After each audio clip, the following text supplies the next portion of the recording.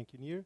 And thank you to the organizer. I'm very glad to be here and having the opportunity to tell about our activity in Trento. So I will talk about experiments, and actually this colorful picture is our lab. Since it was taken, the blue light was gone, and now we are left only with the yellow light of sodium lasers. No, this is Giacomo Lamporesi. It's a colleague of mine. Okay, so we are in Trento, which is a very nice small town in the middle of Italian Alps. And I am working essentially within an experimental team. By the way, I changed my title because instead of talking about two topics, probably it was too much, and also the results about the polarized vortices in polarized gases will be presented by Luca later during the day. I will focus only about a new experiment we are assembling in Trento, which is focused to the study of Rabi-coupled spinor Bose-Einstein condensate in order to produce topological excitations on vortices. So the experiment actually started a couple of years ago. It was the subject of two PhD students who now left. These are Eleonora Fava and Giacomo Colzi, and now currently the activity is brought forward essentially by Arturo Farolfi with the support of our postdoc Dimitrios Tripogeorgos. And also we benefit a lot by the support of our theorist in Trento, in particular Sandro Stringari, Alessio Recati, and Albert Galemi, who's doing a PhD, a postdoc with us. Okay, so this is the outline of the talk. There are actually 4 points. I will explain what is the motivation that brought us to the study, to the production of, to the construction of a machine devoted to topological excitation in resonantly coupled spinor Bose-Einstein condensate. And then I will tell you what are the main difficulties in working on these topics. Namely, there are some issues related to the interaction within the sample among the different spin components. We solved these issues, and actually by doing that we could access for the first time to the measurement of the static and dynamic linear response in the absence of resonant coupling into the spinor.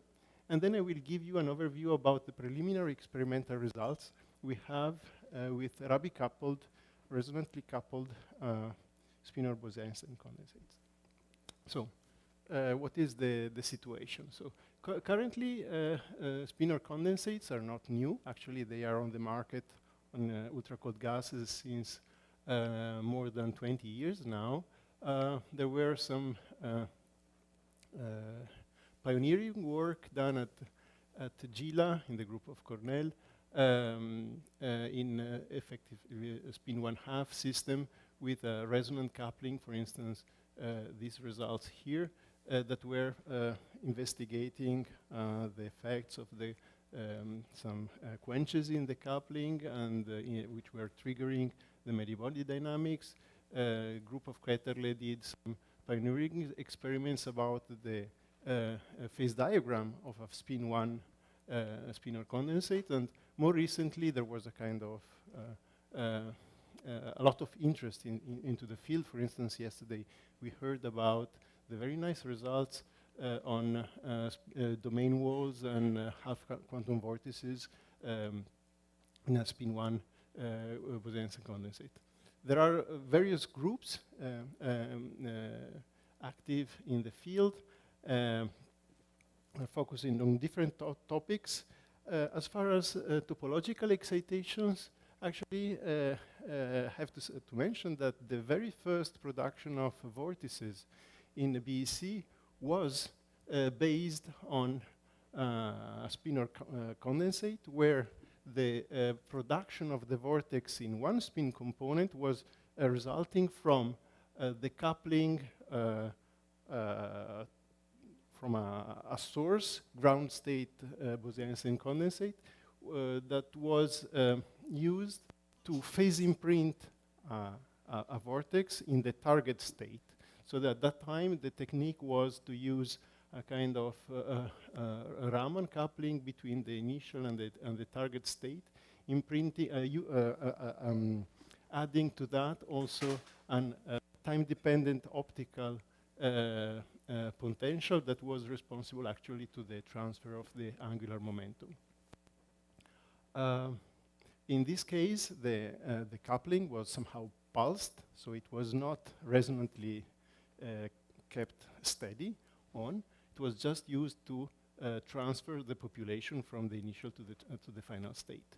More recently, the group of Oberthaler did a substantial amount of work about steady resonantly coupled BC, for instance, to study spin squeezing. But in his case, the focus is mostly about the spin dynamics, and typically he considers the orbital degrees of freedom as frozen. On the other hand, our focus now is to study systems related to this, where the orbital degrees of freedom are not frozen, because on the spatial wave function, we want to study topological excitations. Okay, so our starting point then is the wave function of the spinor, which for a spin 1 is represented by this thing here. And actually, in our case, typically the states of the spinor are, for instance, mapped onto the Zeeman state of a given hyperfine manifold. If we consider the presence of a resonant coupling, then we have two options. For instance, one can consider spin-orbit coupling, where the coupling between among the internal state is associated to a variation of the momentum. This was pioneered in the late year 2000s by the group of Jan Spinborn, and it's very interesting. For instance, there are possibilities to realize and study supersolids, which are phases exhibiting crystalline spatial order and long-range coherence, which is a possible direction to go. In fact, now I am talking. I will tell you mostly about our interest on Rabi-coupled spinor gases, with the focus on the production of vortex molecules, which are particular states where orbital vortices in different internal states somehow interacts via the Rabi coupling, giving rise to bound states. And these bound states actually present some analogies with Quark confinement. Our motivation, our main motivation then, is to do this, a kind of quantum simulation of confinement processes.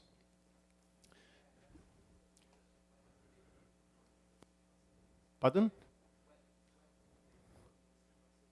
So there are some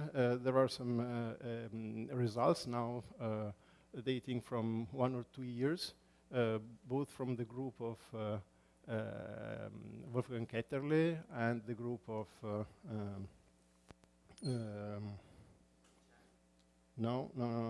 Tilman Esslinger. In that case, no, Tilman Esslinger actually is not working on spin-orbit coupling, but is able to produce supersolids in some very fancy platforms that involve also the use of lattice potential spontaneously created by an interaction also via some external interaction of external cavities. Actually, the main actor in this direction, so supersolid via spin-orbit coupling, is Wolfgang Ketterle. More recently, there were some results about supersolidity using magnetic dipolar quantum gases with the result reported both from the group in Pisa, Giovanni Modugno, the group in Stuttgart, Tim Fau, and also in Innsbruck, the group of Francesca Ferlaino. There, the idea is that you have a long-range interaction used by the magnetic dipoles. But this is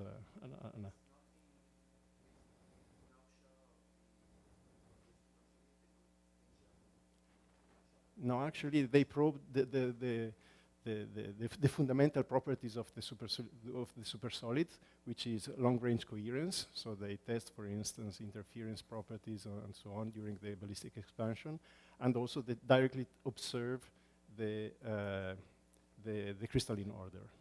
Yeah. Okay. Okay. So let's consider a one-dimensional system. We consider a spin 1/2 system under the action of the external coupling. So if you compute the energy functional for a homogeneous gas and you neglect, for the time being, all interaction, then you are left with this. So this energy functional actually tells you that the ground state of the system is such that the relative phase of the wave function in state 1 and state 2 is the same in order to minimize this component. So the ground state is very boring. It's just everything is flat. Everything is flat because you want to minimize the kinetic energy and you want to minimize the Rabi energy. I call the Rabi energy this term here. On the other hand, on top of a boring flat, so let's say that phi 1 is the phase of the state 1, and phi 2 is the phase of state 2. We consider a homogeneous system. We have two fluids characterized by phase. Exactly. Okay, so in this case, what matters is the relative phase, which has to be 0 in order to minimize the energy. Everything is very boring. On top of this, you can imagine to have topological defects of the phase where the phase winds by 2 pi. This is actually the equivalent of the kink in the Saint-Gordon field theory. Okay, and actually in this case the winding of a phase that happens on a finite extension causes some dynamics, both in terms of internal dynamics, which means current from, let's say, state 1 to state 2, and some spin current. Let's suppose that, for instance, the kink is at this position. Then, on the left, we will have some internal current from, say, state 2 into state 1, and the opposite would happen on the other side of the domain wall. So on this side, we would have current from state 1 to state 2.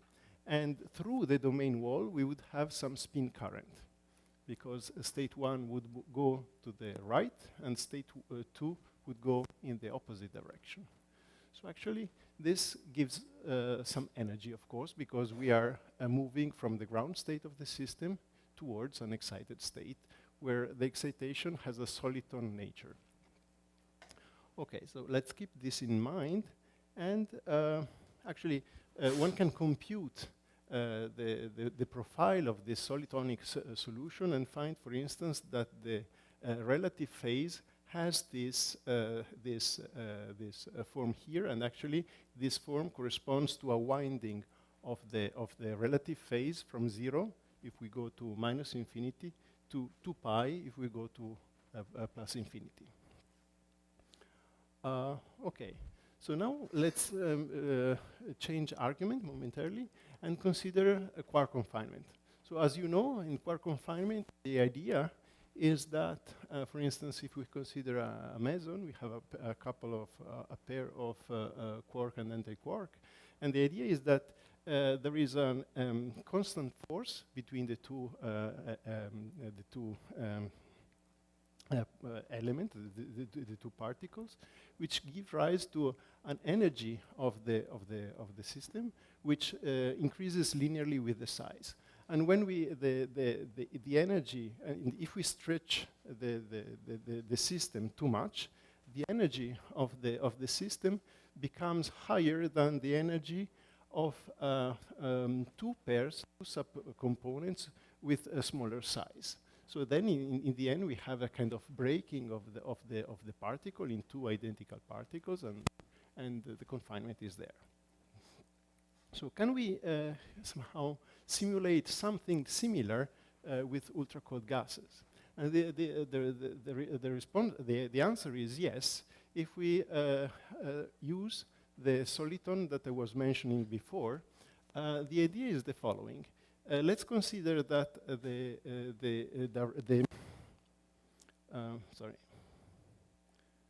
Let's consider that the z direction we have here is now along the vertical direction, in this case here. So the idea is that if we move from below to above through the domain wall, we will have a 2 pi winding. So this means that actually the domain wall, which should be finite because of some considerations, actually it is terminated on both sides by vortices, at least in the relative phase. So here I'm representing the vortices in the relative phase. And again, the energy cost of the domain wall that I was mentioning before translates in a kind of energy density per unit of length, which means that if we stretch now our domain wall, we will increase the energy until it goes beyond the threshold for the generation of smaller and more structure like this, that actually have a dynamics which somehow reminds the concept of confinement.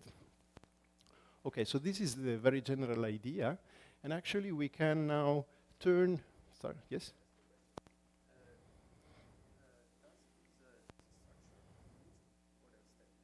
They can have actually a relatively rich dynamics, which can be simulated, for instance, if you solve the full GP equation, for instance, in a two-dimensional geometry, as we can see here.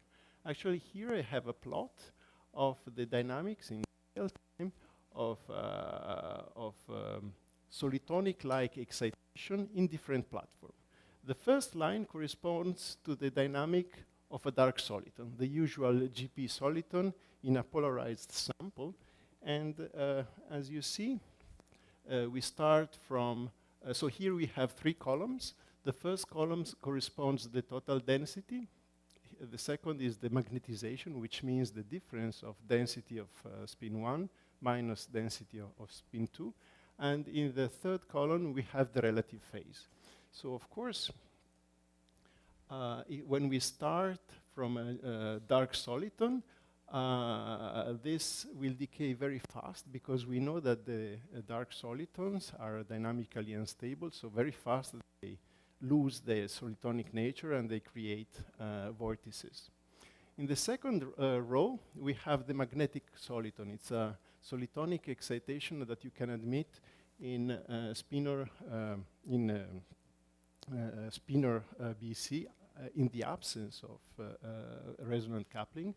And actually, you see that the lifetime of the soliton, which is clearly observable in the magnetization space, is longer, simply because the spin healing length is higher than the usual healing length of the condensate, but still it relaxes because actually the soliton has a negative mass, so this magnetic soliton is dynamically unstable, the same as it was the dark soliton. On the other hand, here we have the domain wall that I described before. So in the domain wall is created by introducing a 2 pi discontinuity at the very beginning. You see that at the very beginning the The relative phase is accumulates these 2 pi. So on the left side we have a zero phase. On the right side we have a 2 pi, and in between we have a phase gradient. The density profile is relatively flat, and there is a very minor magnetization. The key point is that, as you see, the soliton can break indeed, but not under the same conditions that we have before, because actually this structure is dynamically stable, and it breaks because it is energetically unstable. So actually the point is that it is, in practice, it breaks because it is created too long. So it breaks until the size of the domain wall, which is left, is not sufficient in order to deliver enough energy for a further breaking. So actually, this represents our target analogy that we want to make in order to do quantum simulation of confinement. Okay, so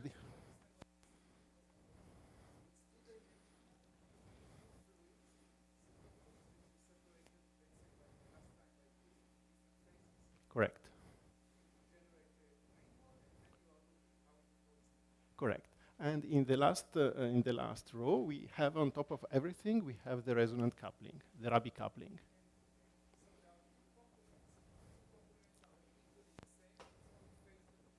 Correct. Yes, it's only the relative phase of the wave functions. Okay. Yes.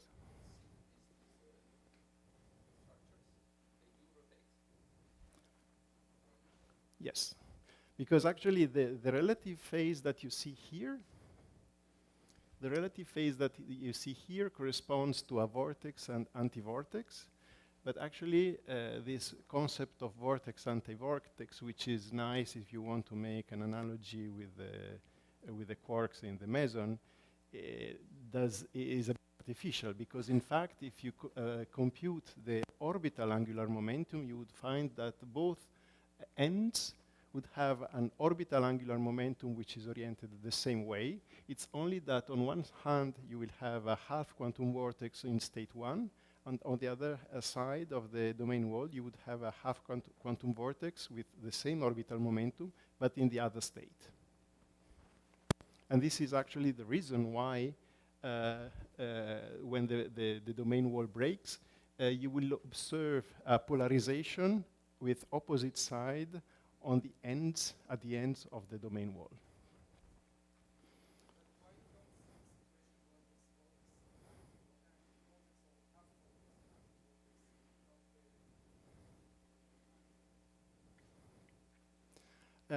Because they are not in the same quantum state. Because,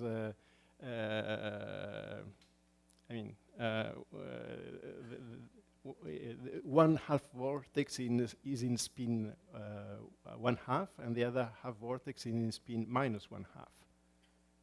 Okay? It's a bit complicated. There is full conservation of angular momentum and of everything you need to conserve.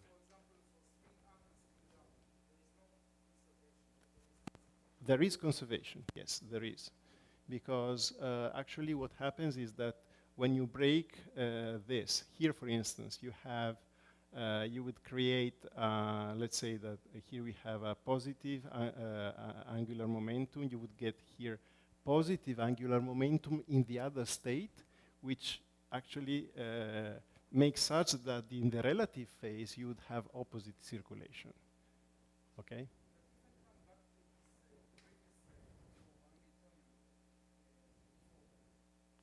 Yeah.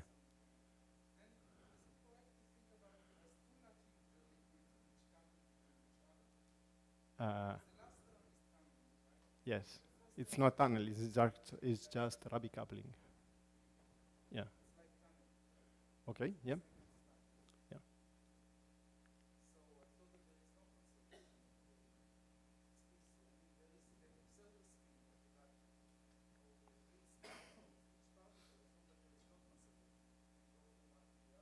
Yes. Yeah. Yeah, the density is conserved. The total density is conserved. No, the total density. Yeah, yeah. Actually, this is an approximated energy functional because, for instance, does not take into account the asymmetry in the interaction of 1,1 with 2,2 and 1,2. In general, in the real life, the interaction will not be the same, and actually this provides the scenario about the relative energy scales. Actually, here we have the complete GP functional. Actually, here you can recognize the usual GP equation. On top of this, which is summed on the available states, you have additional terms. Actually, this is the one responsible for the Rabi coupling. And on top of that, we have also the collision, the interaction terms that couples the state 1 with the state 2. So in this situation here, actually, we have an additional two additional parameters. One is the spin chemical potential, which is the mean field energy associated to the spin interaction, which in practice is of the order of few %, at least if you consider ultra-cold gases.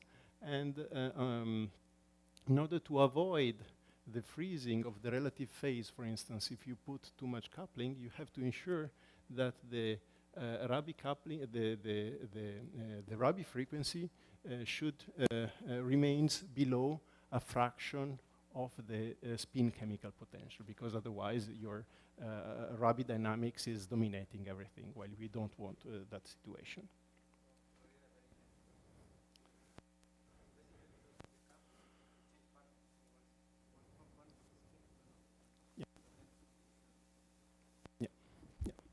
Okay, actually what happens is that, so far we were considering this situation with a Rabi frequency which is below this critical Rabi frequency, actually, and under this situation, actually, we have that the domain wall is dynamically stable, which allows the decay of the domain wall only through energetic instabilities, as in the confinement measurement.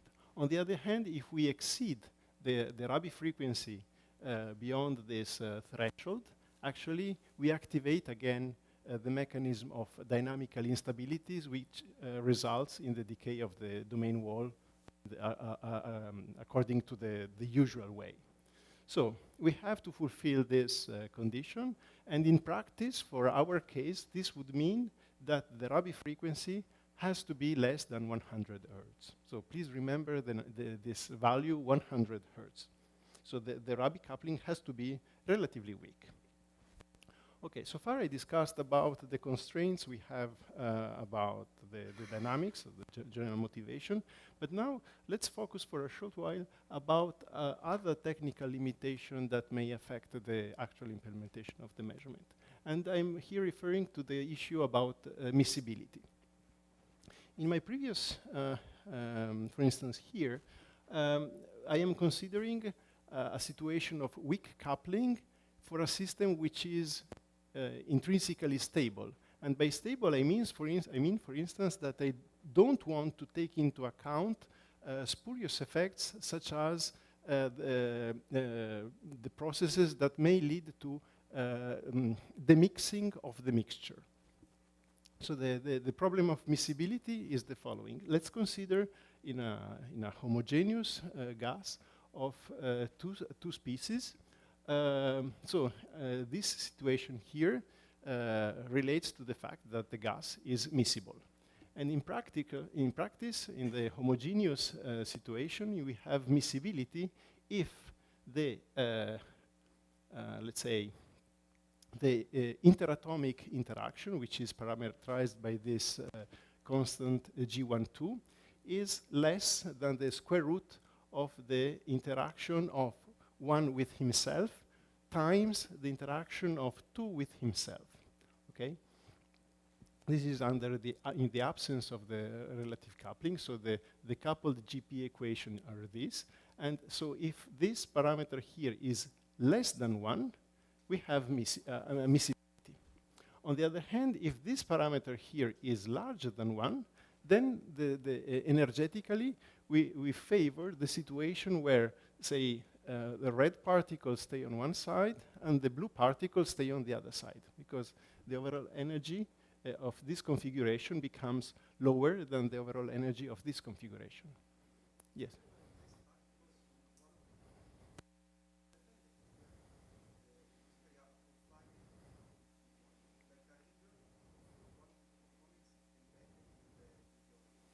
May happen. It depends also on the presence of an external potential, because actually the issue of miscibility is not limited to this. Here I'm considering the case of homogeneous. Actually, if you add the inhomogeneities, as we typically have in our experiments, where unlike for Near's case, we work with an harmonic trap, then we have another problem, which is buoyancy. Buoyancy means that, for instance, let's suppose that we have rubidium or potassium. In rubidium and potassium, for the spin 1/2 state, let's say in F = 1, the hyperfine state F = 1, the miscible case is a mixture of, say, MF = 0 and MF = +1. So in this case, actually, we have that the product of G0 + 1, so the interaction between these two is less than the interaction of this with himself times the interaction of this with himself squared. The problem is that we have miscibility then according to the usual criterion for the homogeneous case, but actually we have also to consider the external potential. And actually, if say that the interaction of 0 atoms is weaker than the interaction among +1 atoms, so the atoms that interact weaker with themselves will tend to accumulate in the center of the trap, while the other will stay outside. Okay, so this is a relatively dangerous problem that, in particular, with superfluids, because superfluids have the tendency to be very sensitive. Okay, and actually, this prevents to use rubidium and potassium to study mixture in a well-mixed state. Okay. On the other hand, for sodium, the situation is different, because the same spin mixture is immiscible because of nature. The nature is like that, while the mixture of -1 and +1 state is miscible, and this is very important, because then in the limit of low magnetic field, the system is, let's say, symmetric under inversion of the quantization axis, which means that the interaction of -1 is exactly the same as the interaction of +1 +1. So actually, under this condition, in a harmonic trap, we would get in a situation where the two states exactly overlap. So this is very, very interesting, because it removes all the issues related to the mixing and buoyancy, and allows us, for instance, to study the static response in the linear static response, such as the spin polarizability. Spin polarizability means, for instance, measuring the displacement of the center of mass of, say, here we changed the notation, but it's spin 1 and spin -1, as a function of a displacement of the two traps. If the gas was an ideal gas, you would have actually that the displacement of the two centers of mass equals to the displacement of the trap. In our case, we are not in the ideal case, because we have interaction, and actually we are relatively close to the situation of to the transition towards the mixing, which makes the system relatively soft, and so small perturbation give rise to very large displacement of the center of mass. So in the end, we have a polarizability which, instead of being 1, as you would have in an ideal case, it becomes of the order of 28. So it's really a large effect. We can also consider the case of spin dipole oscillation, which means to taking the two traps, which originally are overlapped. We can momentarily displace them in order to introduce spin dipole mode, and then follow their dynamic. Again, because of the interaction, we observe that the spin dipole is activated at a frequency which is substantially different with respect to the harmonic oscillator along the same direction. In particular, there are arguments that shows that the spin dipole in this condition, in this setting, is actually the harmonic oscillator divided by the square root of the polarizability. So actually, because our polarizability is of the order of 30, we have a suppression of the spin dipole oscillation frequency by a factor 5 or 6. And just to compare with respect to what was done before, actually similar measurements were done in the group of Eric Cornell in about 20 years ago with rubidium, which has some limitation arising from the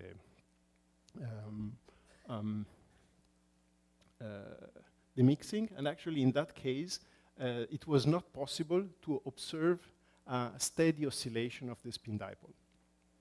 Okay, so just to set the stage, we observed that, for instance, the spin dynamics is heavily affected by interaction.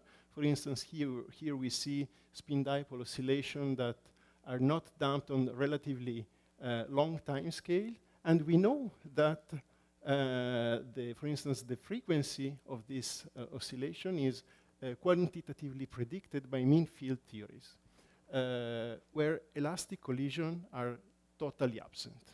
Okay, for instance, GP predicts this. On the other hand, we may ask one thing: what about spin drag? So, as you know, spin drag is this process that associated to, for instance, elastic collision. If we take a blue particle and a red particle colliding along the horizontal direction, and we consider the spin current as V1 minus V2. At the beginning, before the collision, the spin current is in one direction, horizontal, while after the collision, when the particles move along a different direction, the spin current would be different. So actually, elastic collision do not preserve spin current. So on one hand, we see that the interaction play a key role in the determination of the dynamics, and leading to a steady oscillation. On the other hand, we know that collision should not should damp this oscillation very fast. So, what is the role of collision versus superfluidity? Because we know that this dynamic can be somehow associated to a superfluid spin oscillation. In order to answer to this question, actually, we did measurement at finite temperature, because at finite temperature then we would have available actually a 4-fluid model where we have two superfluids in BEC1 and BC1 and BC2, and two thermal fluids in state 1 and state 2.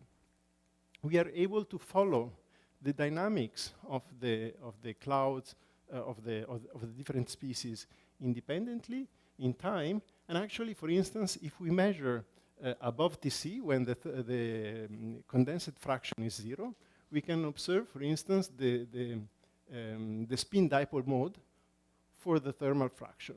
And actually, you see here in the collisionless regime that we have a damping which happens on a time scale which is longer than the characteristic time associated with the harmonic oscillator. Collisionless here means that the conditional times the omega, the harmonic oscillator, is larger than 1. Okay?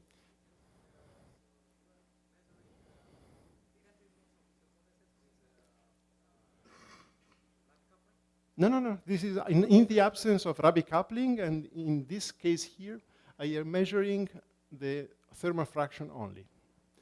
Because, and the upper figure is different, is below Tc.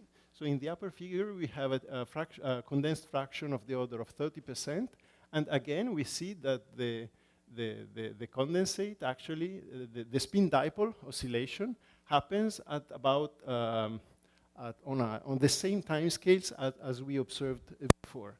So, because actually here you see this is a magnification. So in the absence of the condensate, the dynamics happens at the harmonic oscillator frequency, while if you consider the superfluid case, all the dynamics becomes slower, okay?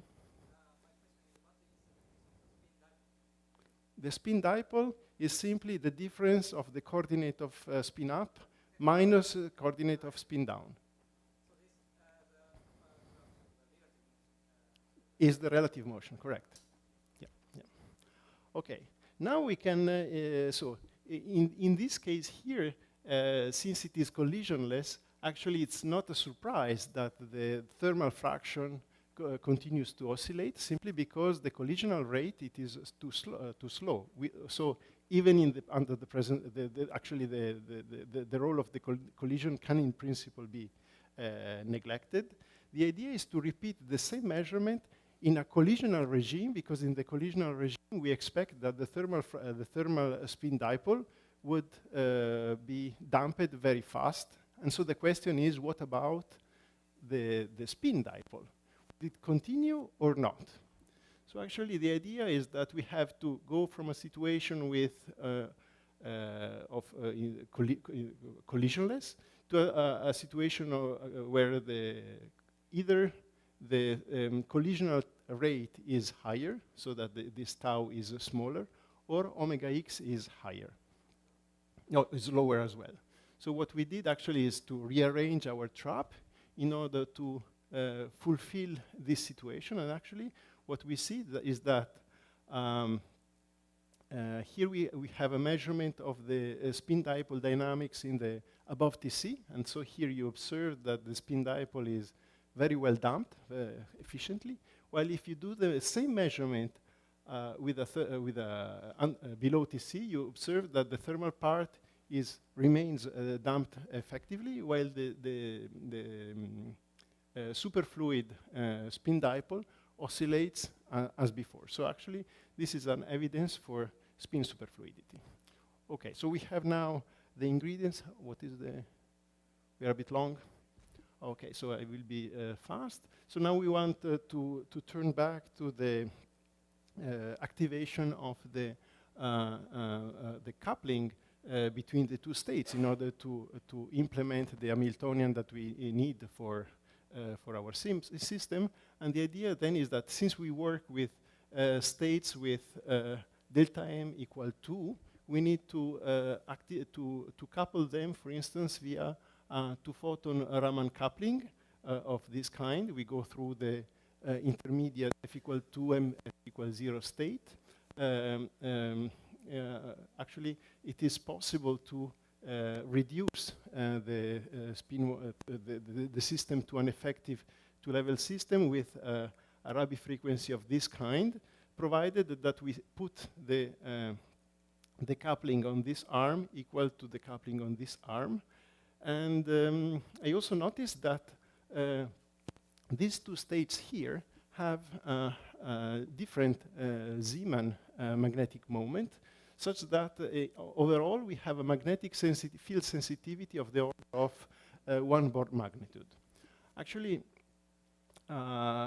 this means that we can make very good magnetometer out of this.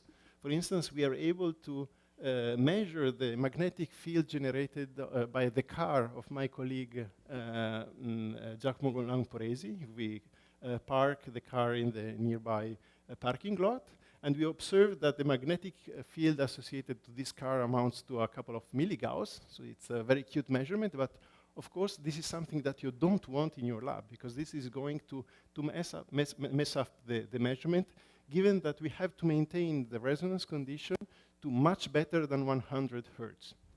Okay, so we need to do something, and for us this means to introduce a kind of passive stabilization of the magnetic field based on the use of magnetic field of a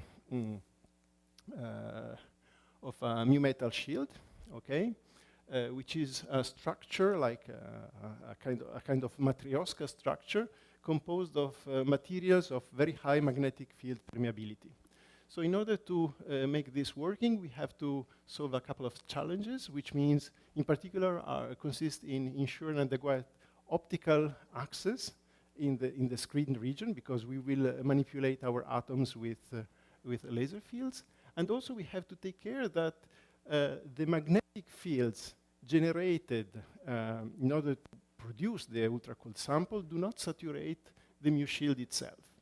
Okay? So here, for instance, you can see that we are able to suppress the external magnetic fields by up to 5 orders of magnitude. It's a relatively good result.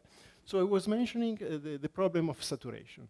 And this problem of saturation arises from the fact that typically, in order to produce the ultra-cold sample, we apply magnetic field and magnetic field gradients. For instance, if we want to produce a sample in a magnetic trap, we will need to apply hundreds of Gauss per centimeters of magnetic field gradients, which is definitely too much.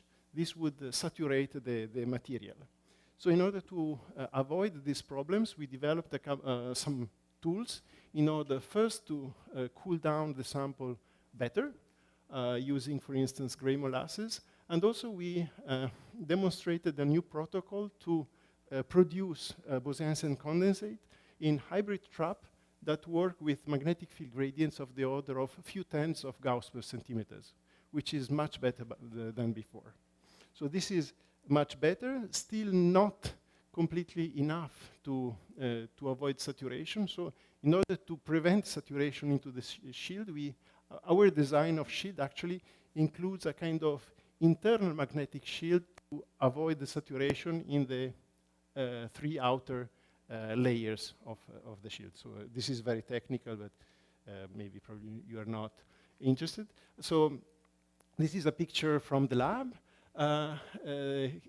Here we have the lower part of the shield with the cell which is now assembled. There are about 20 among radio frequency microwave antennas and electromagnets, water-cooled in part. And putting everything together was quite a monk work.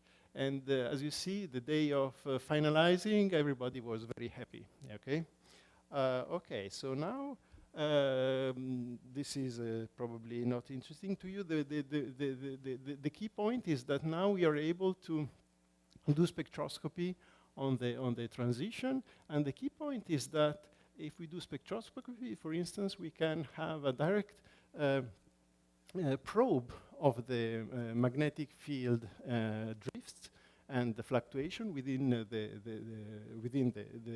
volume, and directly by the atoms. And actually, by monitoring the effectiveness of the Raman coupling, we can now measure RMS noise in the magnetic field of the order of 2 microgauss per hour, which is a very good value and completely in line to what our needs.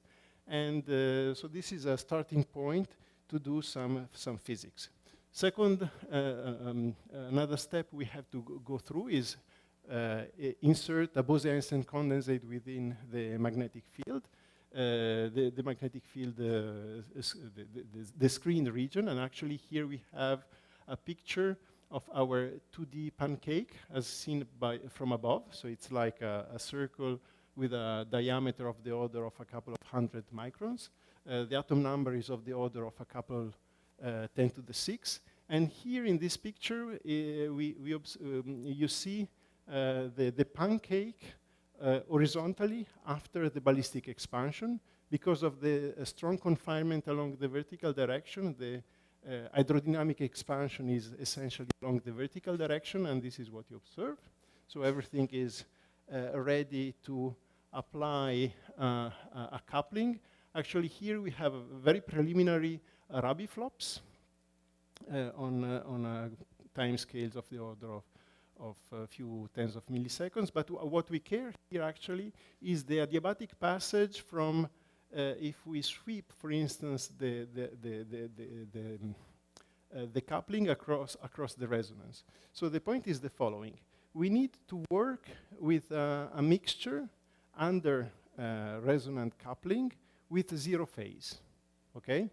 So if you consider the block sphere, and we consider this finger the x-axis, we need that the block vector should be parallel.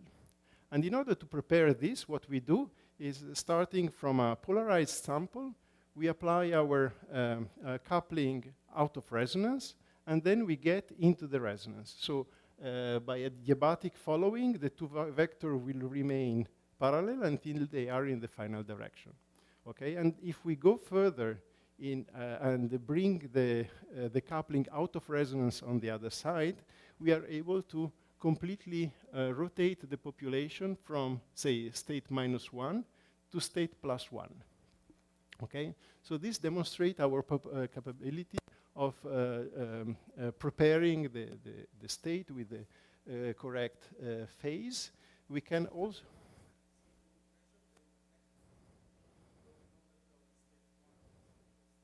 No, we just project, we do a kind of Stern-Gerlach measurement. Mm-hmm. Okay, then we can, for instance, yes, actually you do what you do, and then during the ballistic expansion you apply a magnetic field gradient in order to separate state +1 with respect to state -1.